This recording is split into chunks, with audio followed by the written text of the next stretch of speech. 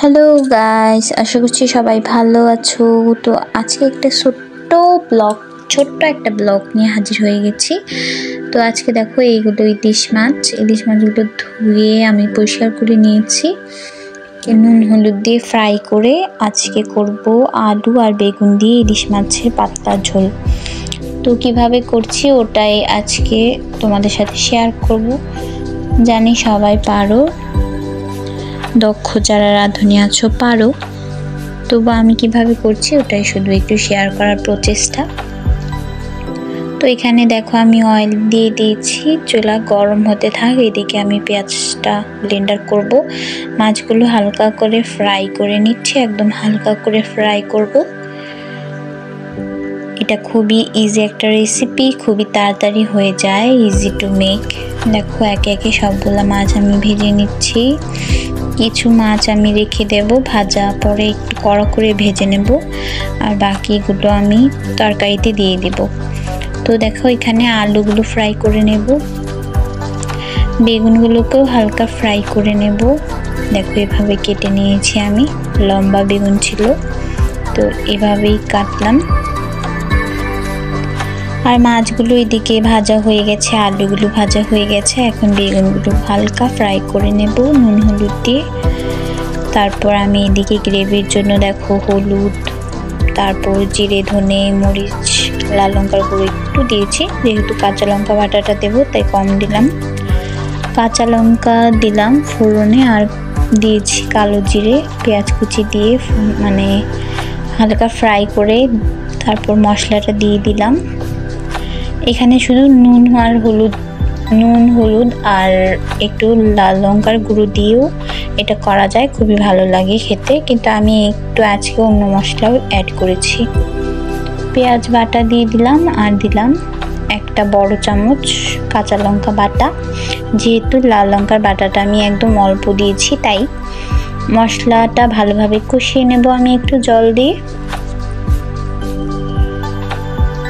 তো তোমরা এই অবস্থাতেও আলুগুলোকে মানে ফোড়নের সাথে ভেজে নিতে পারো, কিন্তু আমি আগে থেকে একটু হালকা করে ভেজে নিয়েছিলাম আর কি। আলুগুলো দিয়ে দিলাম, যেহেতু আলুগুলো সেদ্ধ না তাই আগেই অ্যাড করলাম।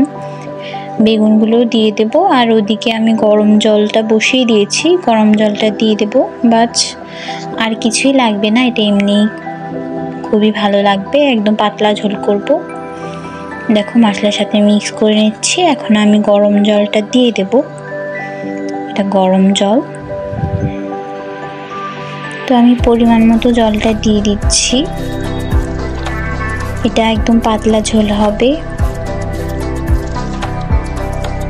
আমার আর একটু জল লাগবে, তো এখানে আমি আর একটু জল অ্যাড করব। আর আমি এখানে একটু কাঁচা সরিষার তেলও অ্যাড করেছি, আর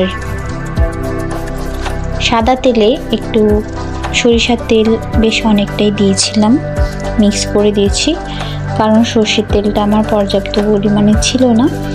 যদি থাকতো তাহলে সর্ষের তেলে আমি রান্নাটা করতাম, ফুল রান্নাটা। আর নামানোর আগে একটু কাঁচা সরিষার তেল দিয়ে নামিয়ে নেব। তো দেখো ঝোলটা একটু একটু করে ফুটছে, আমি মাছগুলো দিয়ে দিলাম। তো ভালোভাবে ফুটে এলে আমি এটাকে নামিয়ে নেব। এটা এইভাবেই খেতে খুবই ভালো হয়। যারা এখনো খাওনি এভাবে করে একবার খেয়ে দেখবে, মশলা একদম কম দিয়ে, খুবই ভালো লাগবে আশা করি খেতে। বেগুন আলু দিয়ে ইলিশ মাছের ঝোলটা খুবই খেতে ভালো হয়, পাতলা ঝোল। গরমের দিনেও এটা খুবই ভালো লাগে। তো রেসিপিটি যদি কোথাও কোনো জায়গায় একটু ভালো লেগে যায়, প্লিজ লাইক করো, কমেন্ট করো, শেয়ার করো, আর পাশে থাকা বেল অপশনটি ক্লিক করতে ভুলো না। আর এরকম নিত্য নতুন রেসিপি পেতে আমার চ্যানেলটার পাশেই থেকো, অল অপশনটা ক্লিক করে রেখো। যারা নতুন বন্ধুরা আজকে আমার চ্যানেলটি ভিজিট করছো, প্লিজ সাবস্ক্রাইব করে আমার চ্যানেলের পাশে থেকো, আর অবশ্যই অল অপশনটা ক্লিক করে রাখবে, নোটিফিকেশনটা অন করে রাখবে, যাতে আমি কোনো ভিডিও দেওয়ার সাথে সাথে তোমরা নোটিফিকেশনটি পেয়ে যাও। তো দেখো এটা এরকম হয়েছে দেখতে, একদম পাতলা ঝোল। তো তো কেমন লাগলো এই ইলিশ মাছের আলু আর বেগুন দিয়ে পাতলা ঝোল অবশ্যই জানিও কমেন্টের মাধ্যমে। আর তোমরা কি এভাবেই করো নাকি আরও কোনো ইজিভাবে করো অবশ্যই জানিও। আর তোমরা কেমন রেসিপি অথবা কেমন ব্লগ ভিডিও দেখতে চাও অবশ্যই জানাবে কমেন্টের মাধ্যমে। দেখা হচ্ছে নতুন একটা রেসিপির সাথে অথবা নতুন কোনো ব্লগ বা অন্য কিছুর সাথে। ততক্ষণ পর্যন্ত সবাই ভালো থেকো, সুস্থ থেকো। দেখা হচ্ছে নেক্সট একটি ভিডিওতে। সবাই স্টিল দেন টাটা, বাই বাই, স্টে টিউন বন্ধুরা, bye. Thanks for watching me. এতক্ষণ যারা সাথে ছিল তাদের জন্য অনেক অনেক ভালোবাসা, অনেক অনেক আদর, অনেক অনেক ভালোবাসা। বাই।